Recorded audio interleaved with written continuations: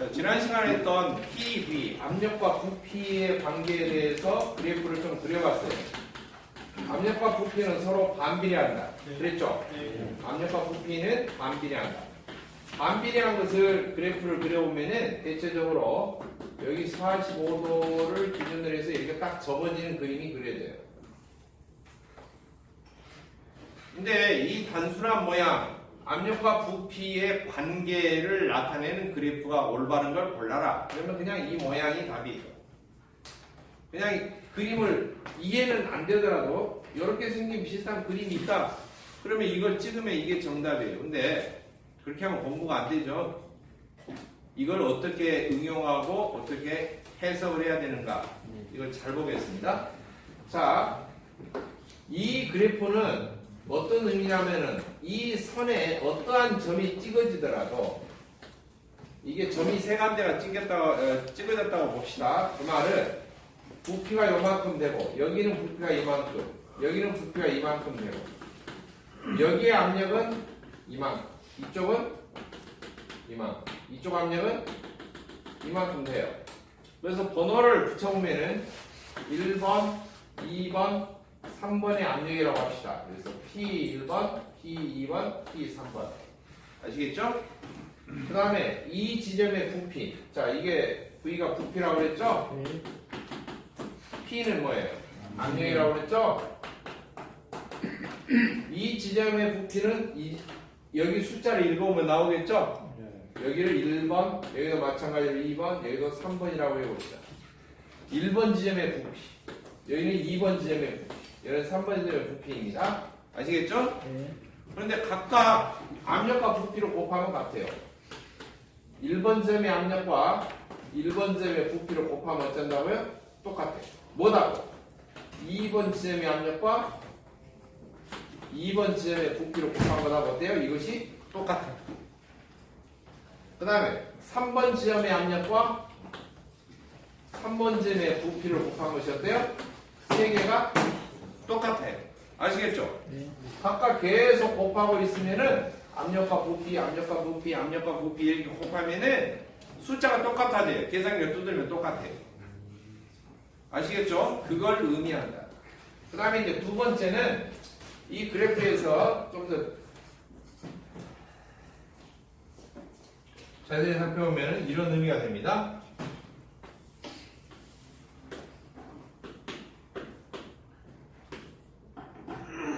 부피가 줄어들면은 뭐예요? 압축이죠. 맞나요? 맞아요. 부피가 늘어나면 팽창이죠. 줄어든다는 말은 이렇게 움직이는 거예요. 그래서 어느 지점에 여기에 있다가 이렇게 변화가 됐어요. 즉 1번 지점에 부피가 있다가 2번 지점으로 이렇게 되었어요. 압력은 어떻게 돼요? 올라가 있죠. 이렇게 압력은 올라가 있죠. 이렇게 압력은 올라갔는데 대신에 부피는 어떻게 돼요? 줄었잖아요. 1번 지점에서 2번 지점으로 변화가 됐네요. 1번 지점에서 2번 지점으로 변화가 됐네요. 이런 것은 뭐라고 한다?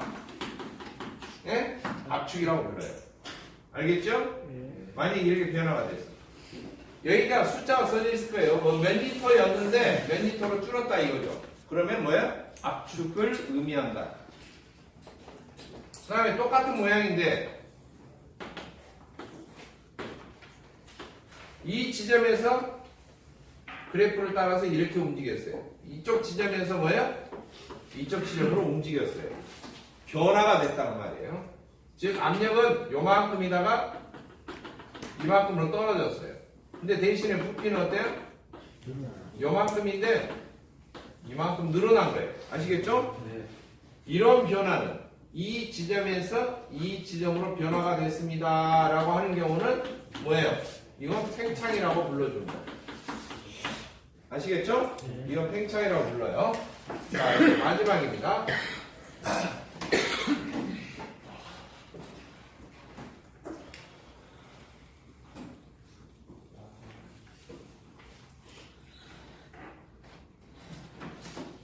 압축을 할 때 과정을 한번 보겠습니다. 이 45도 지점을 중심으로 해서 완전히 접어지는 모양으로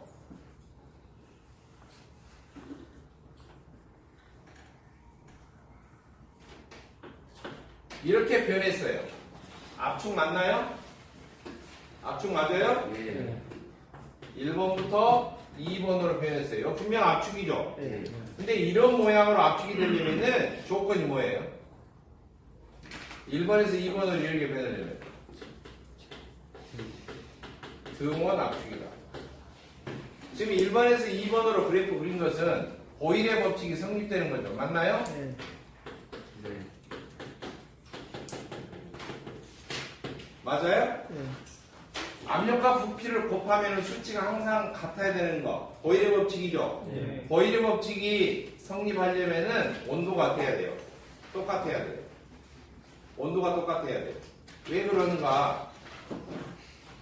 만약에 부피를 줄이기 위해서 압력을 올렸는데 열이 안 빠져나가고 열이 그대로 갇혀 있다면은 속이 뜨거워지죠. 예. 뜨거워지면 누르는 것보다도 더 센 압력을 눌러줘야지만이 부피가 줄어요. 그럴 때는 그래프가 어떻게 되냐면은 이렇게 돼요. 압력이 급상승해요. 아시겠죠? 네. 압력이 급격하게 올라가. 이것을 2번 다시라고 합시다. 만약에 1번에서 2번으로 순탄하게 이렇게 압력이 싹 올라간 만큼 부피가 짝짝짝 줄어들면은 이것은 뭐냐? 누르는 순간 속에서 축적된 열이 바깥으로 스무스하게 빠져나가는 등원 상태의 압축일 때 이런 그래프가 돼요. 알겠죠? 네. 그런데 속에 열이 갇혀서 빠져나가지 못하는데 막 세게 눌러. 그러면 압력이 어때요? 급상승하게 돼요. 좀 전에 제가 단열 압축을 할 때 속의 온도가 뜨거워지면서 압력이 어떻게 된다고 그랬어요? 압력이 급상승한다 그랬죠? 네. 여기 이해되신 분 손 들어보세요.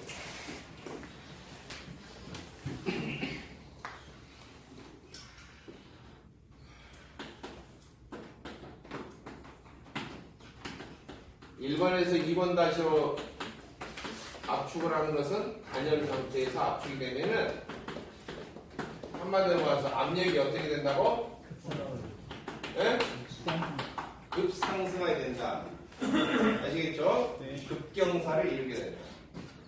근데 1번에서 2번 이렇게 45도로 해서 딱 접어지는 상태로 이렇게 보일의 법칙에 그대로 이 선을 따라서 이렇게 움직이면서 부피가 줄어드는 거. 이건 보고 뭐라고 한다고? 등원 압축일 때는 이렇게 됩니다. 열이 밖으로 충분히 빠져나가면서. 아시겠죠? 네. 자, 이 상태로 그래프를 살펴보면은 부피가 반틈으로, 이 상태보다 반틈으로 이렇게 줄려면 압력은 몇 배? 2배만 딱 올라가면 돼요. 정확하게. 만약 이 상태보다 부피가 3등분이 아니라 3분의 1로 줄었다. 그러면 압력은 몇 배? 3배 올라가면 돼요. 아시겠죠? 네. 그런데 단열 상태의 압축은 그게 아니에요. 부피를 반틈으로 줄이려고 해도 압력을 엄청 높여줘야지만 이 부피가 줄어요. 아시겠죠? 좀 전에 단열 상태 압축을 하면은 잘 준다고 그랬어? 안 준다고 그랬어? 안 줄어. 왜? 좀 눌러놓으면은 뜨거워지면은 막 늘어나버려. 다시 재팽창을 해.